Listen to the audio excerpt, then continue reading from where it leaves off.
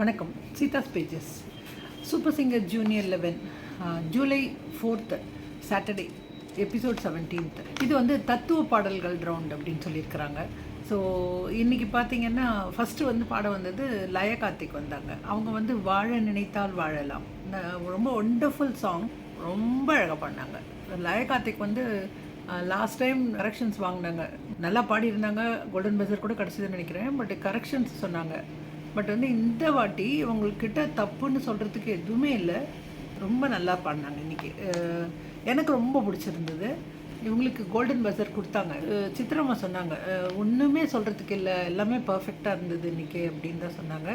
இமான் மட்டும் சொல்லிட்டாரு, லாஸ்ட் டைமுக்கும் இதுக்கும் பார்க்குறதுக்கு நல்ல டிஃப்ரென்ஸ், ரொம்ப நல்லா பாடினேன் அப்படின்னு சொல்லி அவர் பாராட்டினார். அடுத்தது மித்ரன் வந்தார். ரொம்ப கெட்டப்பே அவர் கண்ணதாசன் கெட்டப்பில் வந்தார். பரமசிவன் கழுத்திலிருந்து பாம்பு கேட்டது அந்த பாட்டு பண்ணார், ரொம்ப அழகாக பண்ணார், எங்கேயுமே மிஸ்டேக் வரல. பட் வந்து ஒரு பிஜிஎம் மிஸ் பண்ணிட்டார், அது ஒன்று தான் ஒரே ஃபால்ட் அவருக்குன்னு சொல்கிறதுக்கு. மற்றபடி பாட்டெல்லாம் ரொம்ப அழகாக பண்ணார். பட் சீரியஸ்லி இன்றைக்கி ஒரு டல்னஸ் இருந்தது, ஒரு மாதிரி ஒரு சோகமாக இருந்த மாதிரி இருந்தது. அவர் ஒரு மாதிரி கலகலப்பாக அழகாக பாடும்போது நல்லா இருந்தது. இன்றைக்கி என்னமோ ரொம்ப சோகமாக இருந்த மாதிரி இருந்தது. அது ஏன்னு கேட்டதுக்கு ஒரு பெரிய விளக்கமே கொடுத்துட்டாரு. மேபி ரொம்ப டயர்டாக இருந்திருப்பாரோ என்னமோ தெரியல, அந்த சோகம் நல்லாவே இல்லை. அவர் கலகலான்னு இருந்தால் தான் ரொம்ப அழகாக இருந்தது, ரொம்ப நல்லா இருந்தது. ஸோ அது இந்த இடத்துல மிஸ் பண்ணேன் நான். இன்னும் கொஞ்சம் அவர் சியர்ஃபுல்லாக பாடியிருந்தாருன்னா நல்லா வந்திருக்கும், அவருக்கு கோல்டன் பஸரே கிடச்சிருக்கும்னு நினைக்கிறேன். அடுத்தது பார்த்திங்கன்னா சர்வேஸ்வரன் வந்தார். அவர் வந்து மனிதன் என்பவன் தெய்வமாகலாம் அந்த பாட்டு ரொம்ப பியூட்டிஃபுல்லாக பண்ணார், ரொம்ப அழகாக பண்ணார். பட் எனக்குமே ஒரே உறுத்தல் வந்து வரல. வர இடம் நிறைய வருது இதில், அந்த ஒரு இடத்துல கூட அந்த அவரால் பாட முடியல.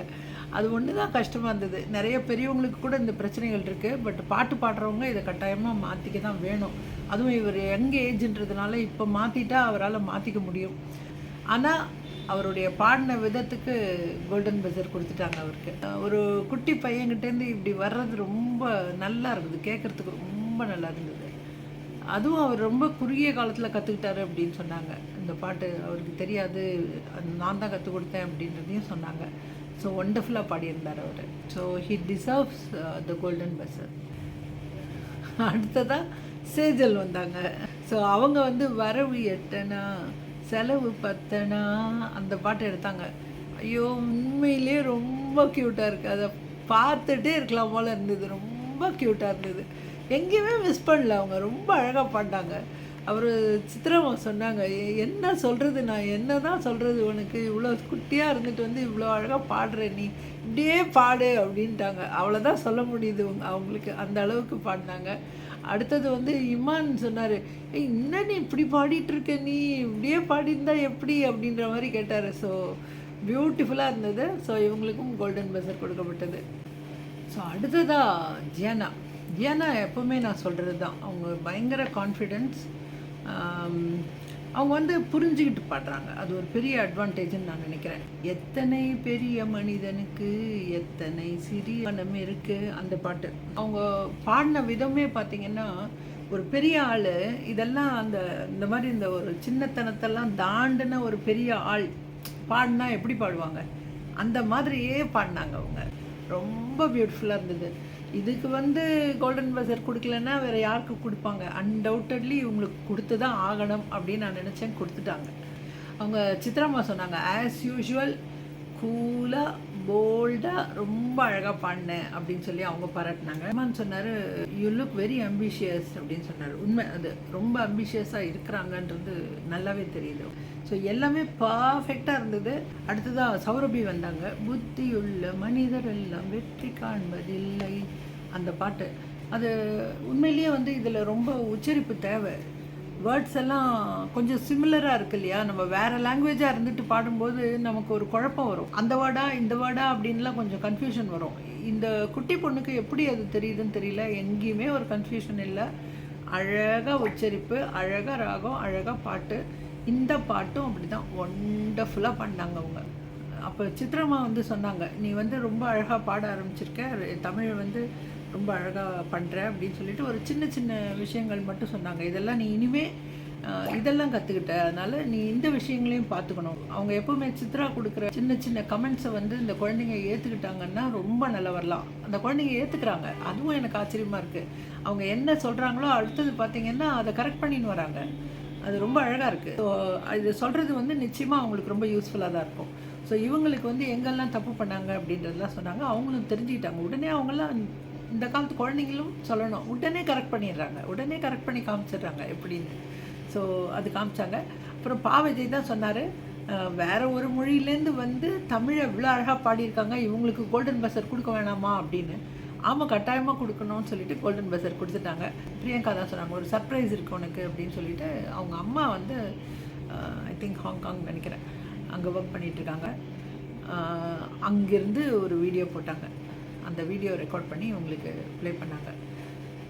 அவங்க சொன்னாங்க, எனக்கு சுச்சுவேஷன் அப்படி இருக்குது, என்னால் வர முடியல, ஆனால் நீ வந்து இவ்வளோ பெரிய ஸ்டேஜ் கிடச்சி இவ்வளோ நல்லா பாடுறது எனக்கு ரொம்ப சந்தோஷம், I'm very proud of you எல்லாம் சொன்னாங்க. நான் இல்லைன்னு வருத்தப்படாத அப்படின்ற மாதிரி சொன்னாங்க. அவங்க சொல்ல சொல்ல எல்லாருக்கும் கண் கலங்கிடுச்சு. எல்லாம் அவங்க பேரண்ட்ஸ் சைடில் பார்த்திங்கன்னா நிறைய பேர் கண் கலங்க ஆரம்பிச்சிட்டாங்க. குழந்தையும் அழ ஆரம்பிச்சிருச்சு. சௌரபியும் பாவம் கண்ணில் தண்ணி வந்துடுச்சு. அந்த குழந்தை எமோஷன்ஸே காட்டாது. நான் எப்போவுமே சொல்லிகிட்ருப்பேன், அது எமோஷன்ஸே காட்டாது. பெரிய சிரிப்பும் இல்லை, பெரிய வருத்தமும் இல்லை, எப்போவும் ஒரே மாதிரி ஒரு சின்ன ஸ்மைலோடு பாடுற குழந்தை இன்றைக்கி எமோஷன் காமிச்சிருச்சு பாவம். அடுத்தது ஆரியன் வந்தார். ஆரியன் வந்து ஜகமே தந்திரம் சுகமே மந்திரம், அந்த பாட்டு ரொம்ப அழகான பாட்டு. அவருக்கு ஏற்ற பாட்டு தான் இது. எப்படி ரொம்ப லேட்டாக கற்றுக்கிட்டாரா என்னன்னு தெரியல. இவர் வந்து எப்பயுமே ஒரு ஜியானாவை சொல்கிற மாதிரி தான் ஆரியனும் ஒரு பர்ஃபெக்ஷனிஸ்ட்டு. எல்லாம் பர்ஃபெக்டாக ரொம்ப அழகாக பாடுற ஆள்.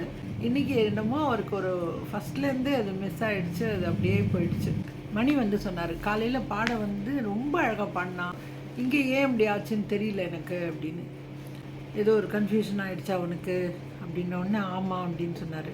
அப்போ இப்போ திருப்பி பாடி காட்டுவியா அப்படின்னோடனே பாடுறேன்னாரு. இப்போ திருப்பி போடும்போது ஒண்டர்ஃபுல்லாக எடுத்தார், ரொம்ப பியூட்டிஃபுல்லாக எடுத்தார். கொஞ்சம் பாடும்போதே சித்ராம்மா போதும்னு சொல்லிட்டாங்க. பட் பர்ஃபெக்டாக பாடினார். பட் ஓகே, எல்லாருக்கும் நிகழும் இல்லையா, அது ஒரு பெரிய விஷயம் இல்லை. இது ஒரு குழந்தை தான். இன்றைக்கி ஏதோ இட் இஸ் நாட் ஹிஸ் டே, அவ்வளோதான்.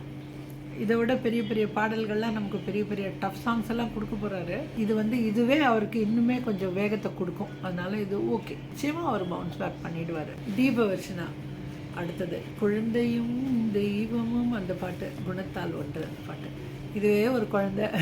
இது அந்த பாட்டை குழந்தைக்காயால் கேட்கும்போது ரொம்ப க்யூட்டாக இருக்குது. அது வேறு பல்லெல்லாம் இல்லையா, பல்லெல்லாம் இல்லாமல் பாடும்போது பார்க்குறதுக்கு ரொம்ப க்யூட்டாக இருக்குது. சித்ரா அவங்க சொன்னாங்க, நான் சொன்ன கரெக்ஷன் எல்லாம் பண்ணிட்டு வந்து அப்படியே பர்ஃபெக்டாக பாடுறிய இன்றைக்கி நீ அப்படின்னு சொன்னாங்க. ரொம்ப சந்தோஷப்பட்டாங்க. அது அந்த குழந்தைங்க அது மனசில் எடுத்துகிட்டு கரெக்ட் பண்ணிட்டு பாடுறது வந்து ரொம்ப பெரிய விஷயம். அது அவங்க வந்து முன்னால் சொல்லும்போது பல் விழுந்துச்சு பரவாயில்லையா பாட முடியுதான்னு கேட்கும்போது பல் இல்லைன்னா தான் ஃப்ரீயாக பாட முடியுதுன்னு சொன்னாங்க. இன்றைக்கி இம்மான் சொன்னார், பல் வளராமல் பார்த்துக்கோ அப்படின்னு சொன்னார்.